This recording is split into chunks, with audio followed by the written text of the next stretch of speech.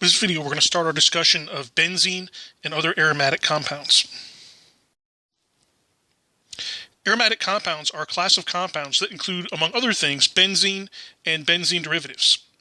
Now, interestingly, benzene derivatives were originally isolated from fragrant oils of plants and trees, right? So these oils were very aromatic, and that's where the name aromatic compounds came from. Although now we know that most aromatic compounds are in fact odorless. But the first ones that were discovered had these aromatic properties, and the name is stuck. So we've already encountered benzene a fair amount to this point. It turns out the structure of benzene was first proposed by August Kekule, and he had alternating single and double bonds.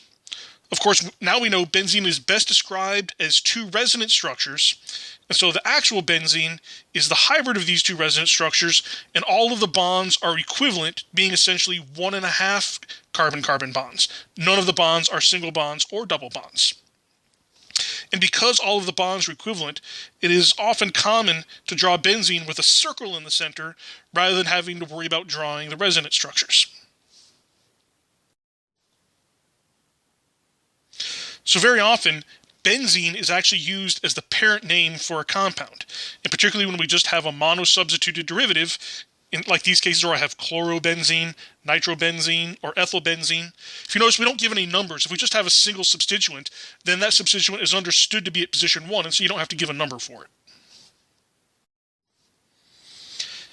Now, there are actually a number of common names for monosubstituted benzenes that IUPAC accepts as parent names, and so you'll see these used very frequently.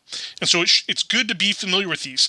Now, I'll say the ones that I encounter most often and that you should really be sure to commit to memory are toluene, phenol, aniline, benzoic acid, and benzaldehyde. You'll see these names used often enough that I think it's important to be familiar with them.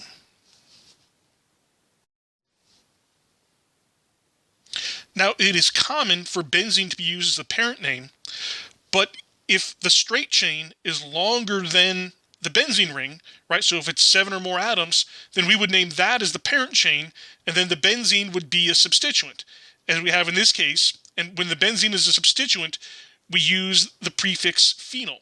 So this would be 1-phenyl heptane. And those of you that have had me before have probably seen me use this shorthand quite often. One shorthand we can use rather than drawing out the whole benzene ring is we can write pH for a phenyl group. And the book also mentions you can sometimes see it abbreviated as phi, although I've rarely ever actually seen that used.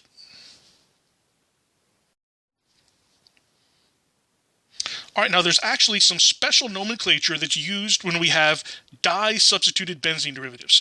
And we'll use this a whole lot this semester, so it's important to become familiar with these quickly.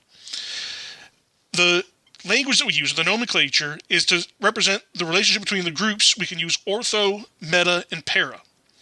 If the groups are on adjacent carbons, we call that ortho.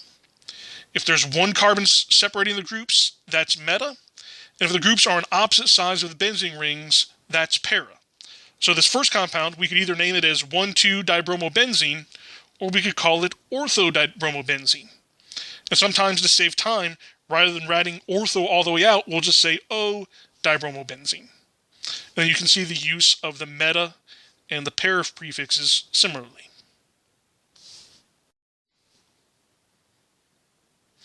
We can also use the ortho, meta, and para nomenclature when we have the derivative parent names. So a benzene with this OCH3 is anisole, so we could call this compound ortho-nitroanisole, or a benzene with a methyl group is toluene, so this would be meta-bromotoluene, or a benzene ring with an aldehyde is benzaldehyde, so we could call this para-chlorobenzaldehyde.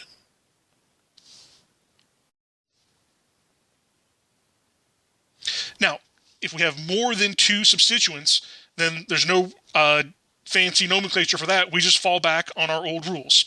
So we identify the parent, identify and name substituents. We decide how we're going to number the chain. We're going to do that just like we would, like if we had something like cyclohexane. We want the first substituent to have the lowest number possible. In general, we want the lowest numbers possible for all our substituents, except, of course, alcohols get priority. So we want the alcohol to have the lowest number possible. Then we would follow the rules after that. If there are any ties, we use alphabetization to break them. And then, just like we always do, we list the number of substituents before the parent name in alphabetical order. Right? And then, also as usual, we ignore the prefixes except iso when we're ordering them, when we're putting them in alphabetical order. So let's finish off with a couple examples. So if we want to provide the name for the following compound, I think we're going to use benzene as the parent name, although we have this OH on it. And so a benzene with an OH, we can use the parent name phenol. Since I have 3 substituents, I'm not going to use the ortho, meta, and para. I'm just going to use the numbering. So the OH, the alcohol, gets priority. It gets to be number 1.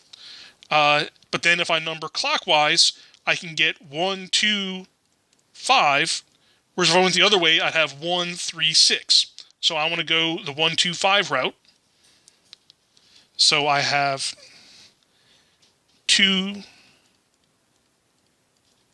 isopropyl. I have 5 bromo. So putting everything in order, I have 5 bromo,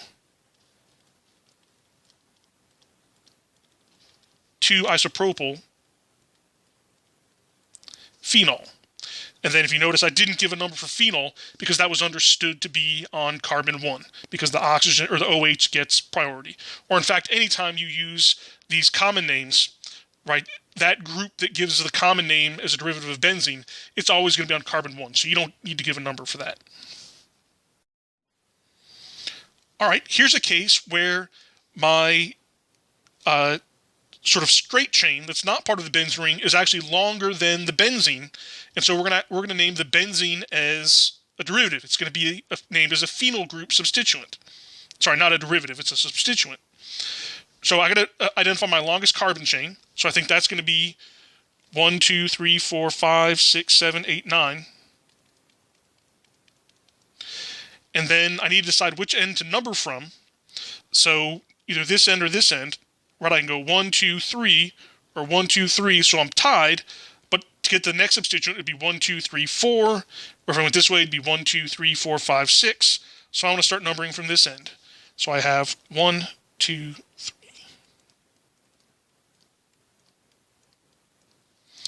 So my substituents are, I have a 3-methyl, I have a 4-ethyl, and I have a 7-phenyl. So then my name, putting these in alphabetical order, I'll have 4-ethyl, 3-methyl, 7-phenyl, nonane. And now you may have noticed I do have a couple of chiral carbons, but because I didn't show the stereochemistry, we can't possibly identify them as being RRS, so we don't have to include that in our name. Okay, one last example. So I have a benzene ring. Now a benzene ring with a methyl is toluene. And because it is disubstituted, I can use the ortho, meta, and ortho, meta, and para. And then because the fluorine is adjacent to the methyl group, it's ortho. So it would be ortho, fluoro, toluene.